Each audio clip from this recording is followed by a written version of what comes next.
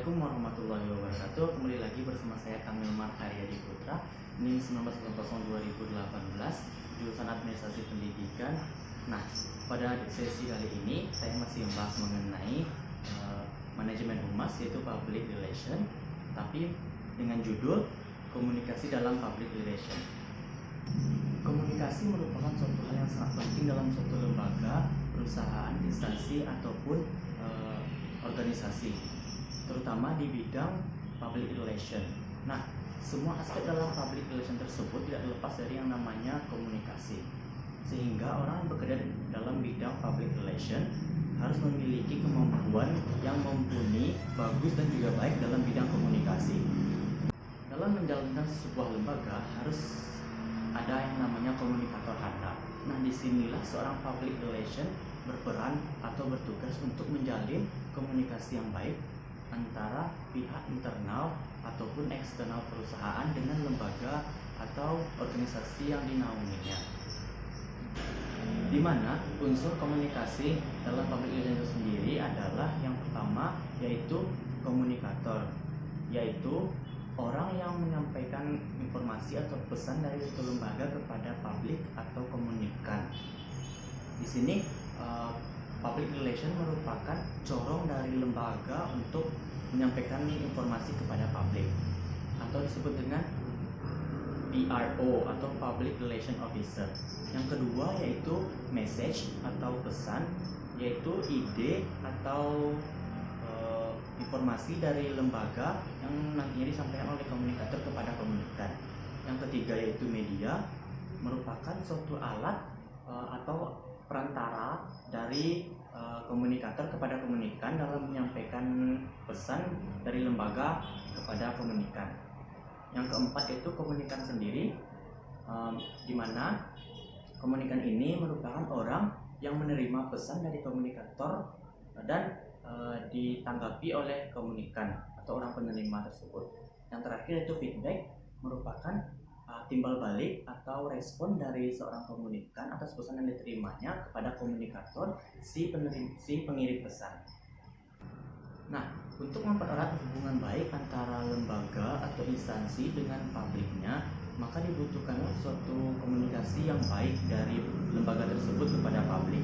Nah, dengan cara menerapkan kelima unsur-unsur yang tadi, sehingga komunikasi yang baik dan terjalin antara lembaga dengan publik, baik itu publik internal maupun eksternal dari lembaga tersebut. Selanjutnya, bentuk-bentuk dari komunikasi itu sendiri. Yang pertama yaitu komunikasi interpersonal, di mana merupakan suatu komunikasi yang terjadi antara dua orang atau lebih yang biasanya tidak diatur secara formal. Nah, komunikasi interpersonal ini biasanya terbagi atas dua. Yang pertama, komunikasi pribadi atau personal communication, merupakan komunikasi antara seorang dengan orang lain menyampaikan masalahnya pribadi, baik itu komunikator maupun komunikan. Yang kedua yaitu komunikasi berkelompok atau group communication, di mana merupakan suatu komunikasi yang terjadi dalam sebuah grup seperti rapat, pertemuan, konferensi pers dan lain sebagainya. Yang kedua adalah komunikasi eksternal, di mana komunikasi yang terjadi antara lembaga dengan pihak luar lembaga atau publik di luar lembaga yang dapat menimbulkan feedback baik dari publik terhadap lembaga tersebut.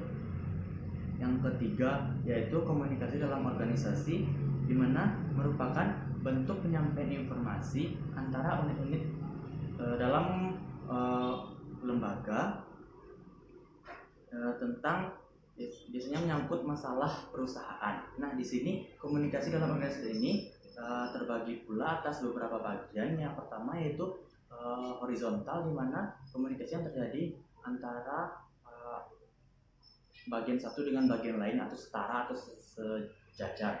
Nah, yang kedua yaitu vertikal, di mana komunikasi yang terjadi antara atasan dan bawahan, seperti menyampaikan laporan dari bawahan kepada atasan. Yang ketiga yaitu diagonal communication atau komunikasi diagonal, yaitu komunikasi yang terjadi antara satu unit ke unit yang lainnya, atau ketua unit satu kepada anggota unit lain. Beralih ke materi selanjutnya, adalah efektivitas dalam berkomunikasi. Di sini efektivitas kita dalam berkomunikasi ada beberapa buah. Yang pertama yaitu keterbukaan, di mana seorang komunikan dan komunikator harus menyampaikan ide atau gagasan yang dimilikinya secara terbuka atau tanpa tidak tertutupi, sehingga dapat menimbulkan kepercayaan satu sama lain antara komunikator dengan komunikan.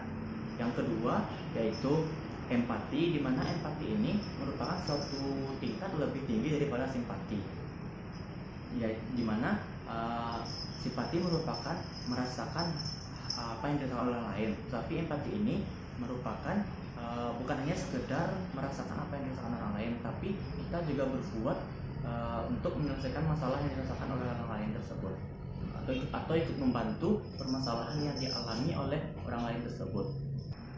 Yang ketiga adalah support, di mana merupakan suatu hubungan atau sikap saling mendukung antara komunikan dengan komunikator dalam berkomunikasi.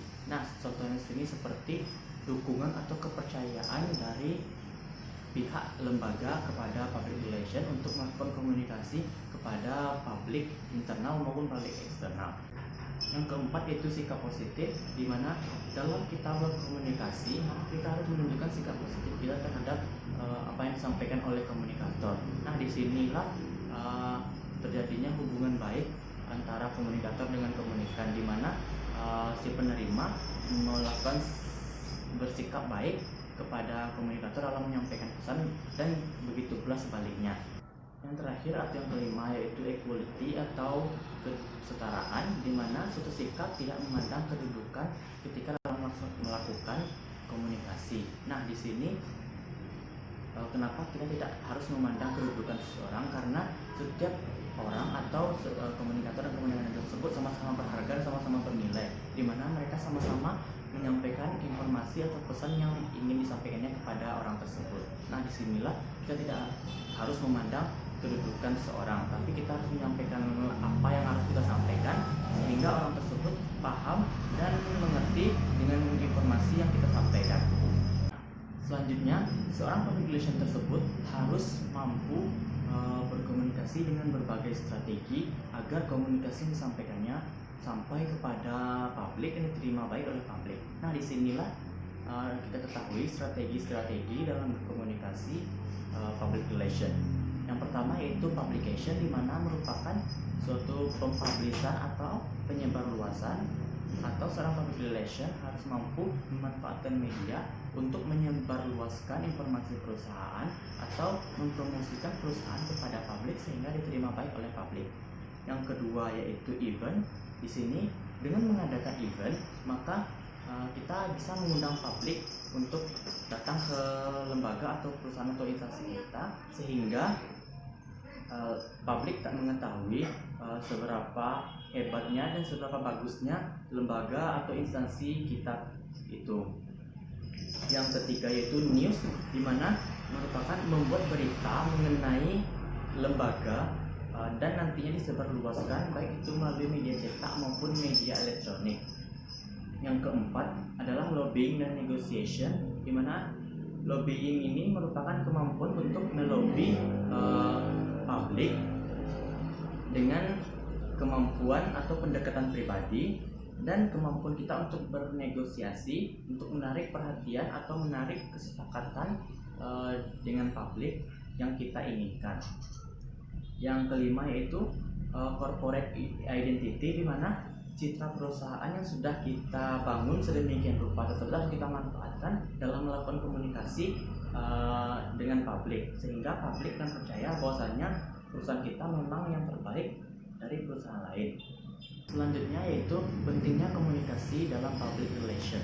Yang pertama yaitu untuk mengenal khalayak, di mana dalam melakukan komunikasi yang baik oleh PR, maka seorang public relation akan memahami pikiran publik, ciri-ciri publik dan kebiasaan dari publik, sehingga seorang public relation atau lembaga tersebut mampu mengantisipasi pendapat lanjutan dari publik tentang perusahaan dalam kegiatan selanjutnya. Yang kedua yaitu untuk menyusun pesan. Nah, dalam kita melakukan komunikasi kita harus menyusun pesan terlebih dahulu, sehingga pesan yang kita sampaikan itu terpilah dan tidak menimbulkan komentar negatif di pandangan publik. Yang selanjutnya itu strategi untuk memilih media yang pantas dan tepat. Nah, di sini ketika kita melakukan komunikasi dengan publik, pentingnya komunikasi tersebut kita mampu memilih media atau alat dalam menyampaikan informasi perusahaan kepada publik tersebut, sehingga pesan yang disampaikan lembaga kepada publik tersampaikan secara efektif dan efisien tanpa hambatan lainnya. Nah, pada dasarnya komunikasi itu sangat penting dalam setiap kegiatan, baik itu dalam kegiatan berorganisasi, kegiatan pribadi, dan kegiatan lainnya. Karena komunikasi ini tidak lepas dari kehidupan kita sendiri, karena kita harus saling keterkaitan antara individu yang satu dengan individu yang lain, atau kelompok yang satu dengan kelompok lain, sehingga kita mampu bermanfaat bagi orang dan orang bisa menyampaikan informasi atau memberi kita saran dan kritikan dengan melalui komunikasi. Jadi komunikasi itu sangat penting bagi kita semua. Sekian penjabaran materi dari saya mengenai komunikasi dalam public relation. Saya Kamil Marah Reddy Putra undur diri. Terima kasih. Sampai jumpa.